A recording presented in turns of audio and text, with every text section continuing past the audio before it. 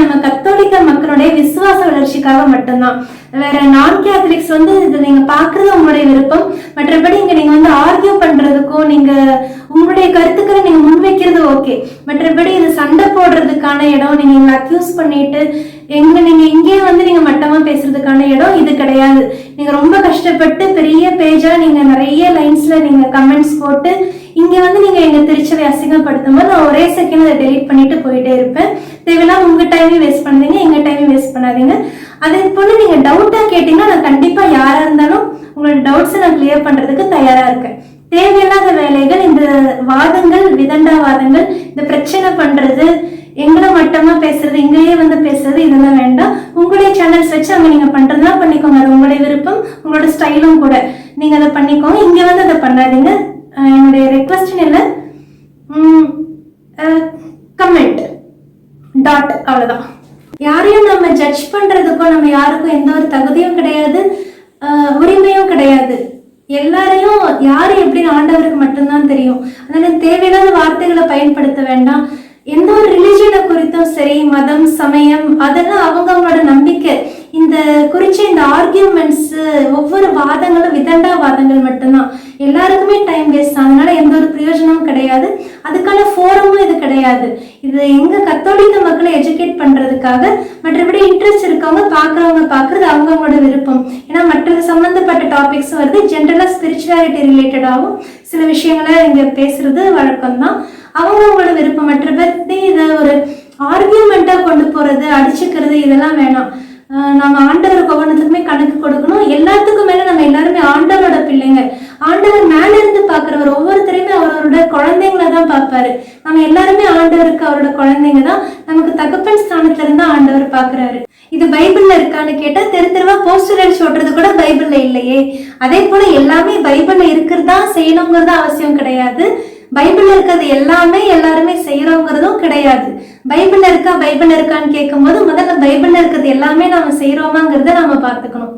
ஆண்டவரும் தெளிவா சில இடங்கள்ல சொல்றாரு, திருச்சட்டம் என்பது மக்களுடைய இந்த காமன் குட்டுக்காக சில விஷயங்களை ஆண்டவர் மாத்துறாரு. இந்த லாவா இருக்கட்டும், சாபத் ரூல்ஸா இருக்கட்டும், இது எல்லாத்தையுமே ஆண்டவர் இது மக்களுக்காக, மக்களுடைய நலனுக்காக, அன்பு, மனிதம் இதை மையப்படுத்தி இருக்கணும் அப்படிங்கிறத மையப்படுத்தி ஆண்டவர் நிறைய விஷயங்களை, சில மாற்றங்களை கொண்டு வந்துட்டு தான் இருக்காரு. மார்க் 2:27, ஓய்வு நாள் மனிதருக்காக உண்டாக்கப்பட்டது, மனிதர் ஓய்வு நாளுக்காக உண்டாக்கப்படவில்லை அப்படின்னு ஆண்டவர் தெளிவா நமக்கு சொல்றாரு. இது போல ஆண்டவர் லவ், ஹியூமனிட்டி, இந்த காமன் குட், இந்த மாதிரி ரீசன்ஸ்க்காக நிறைய விஷயங்களை மாற்றி அமைக்கிறாரு. ஈவன் ஆண்டவர் இந்த குரூசிஃபிக்ஷன் கொண்டு போனதே இந்த 3 காரணங்களுக்காக தான் ஆண்டவர் சிலுவையில் அறையப்பட்டது. வயலேஷன் ஆஃப் சாபத், ஓய்வு நாளை மீறினாரு அப்படிங்கிறதுக்காக. இன்னொன்று, தன்னை தானே கடவுளுக்கு நிகராக சொல்லிக்கிறாரு, தன்னை கடவுளுடைய மகன் அப்படின்ட்டு இறை மகன் சொல்லிக்கிறாரு அப்படிங்கிற ஒரு காரணம். இன்னொன்னு என்னன்னா, தன்னை யூதர்களின் அரசன் என்று சொல்லிக்கிறாரு அப்படிங்கிற இந்த 3 காரணங்களுக்காக தான். அதுல முதலாவது என்னன்னா, ஓய்வு நாளை மீறினாரு, இந்த கட்டளைகளை மீறி ஓய்வு நாளை குணப்படுத்தினாரு, சில விஷயங்களை மாற்றி அமைச்சாரு அப்படிங்கிறது தான். ஆண்டவரோட காலத்திலயும் பரிசேயர்கள், சதுசேயர்கள்னு 2 குரூப்ஸ் இருந்தாங்க. இந்த பரிசேயர்கள் என்னன்னா, மறுவாழ்வு, அதாவது இறந்தவங்க உயிர் தெழுந்து வருவாங்கிறதையும், ஏஞ்சல்ஸ், ஸ்பிரிட்ஸ், இதையும் அவங்க நம்பினவங்க. இதே சதுசேயர்கள் இந்த மறுவாழ்வு, உயிர் தெழுதல் அப்படிங்கிறது கிடையாது, ஏஞ்சல் ஸ்பிரிட்ஸ்ங்கிறதே அவங்க நம்பினது கிடையாது. ஆண்டவர் இதுல நம்பிக்கை இருந்தாலும் இதை பற்றின விஷயங்களை ஆண்டவர் போதிச்சாரே தவிர பொதுவாக மக்களுக்கு இதை பத்தி எடுத்து சொன்னாரு. இறந்தவங்க உயிர் தெழுந்து வரதை பத்தியும், ஏஞ்சல் ஸ்பிரிட்ஸ பத்தியும் ஆண்டவர் போதிச்சாரு, அதை பத்தி பேசினாரு, மக்களுக்கு புரிய வச்சாரே தவிர போய் இந்த பரிசேயர்கள் கிட்டையும் சதுசேயர்கள் கிட்டையும் எந்த ஒரு விளக்கமும் கொடுத்து, அவங்களுக்கு எந்த ஒரு விளக்கமும் கொடுத்து அவங்களை கன்வின்ஸ் பண்ணும், ப்ளீஸ் பண்ணுங்கிறத ஆண்டவர் நினைக்கல. மக்களுக்கு எதை கொண்டு போய் சேர்க்கணுமோ, அவரு எதை நம்புறாரோ அதை ஆண்டவர் மக்களுக்கு கொண்டு போய் சேர்த்து மக்களை அவங்களுடைய விசுவாசத்துல உறுதிப்படுத்தினார். அது போலதான் நாமளும் ஒவ்வொருத்தருக்கும் பதில் சொல்லி யாரையும் நம்ம கன்வின்ஸ் பண்ணணும், அவங்க அதை ஏத்துக்கணும், அவங்க அதை புரிஞ்சுக்கணுங்கிறது அவசியம் கிடையாது.